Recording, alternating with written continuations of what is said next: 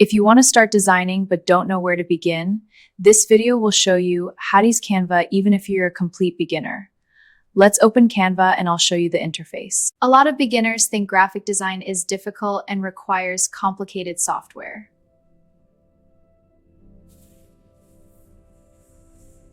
But Canva makes designing much easier because everything is simple and visual. Canva simplifies the design process by providing drag-and-drop tools and pre-built layouts. So instead of starting from scratch, Canva gives you ready-made templates you can customize. This skips the hardest part of design, the blank page.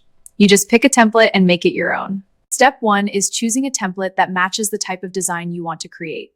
Beginners should start with a design category like a YouTube thumbnail, Instagram post, or presentation. Let's look at Canva. Step 2 is editing the text and replacing it with your own message.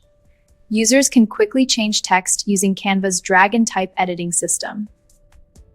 Step 3 is changing colors, images, and icons to match your idea. This is where the design becomes unique and personalized. You can use tools like Canva's color palette, stock photos, and icons library. Step 4 is using Canva's built-in elements like shapes, icons, and graphics. These elements help out add visual interest and structure to designs. Step 5 is downloading your design and using it for your content. Once finished, designs can be exported for YouTube, Instagram, websites, or presentations. You can use Canva to export as a PNG, JPG, or PDF. In just a few minutes, you can create professional designs without needing advanced design skills. So remember, choose a template, edit the text, adjust colors and images, add elements, and download your design.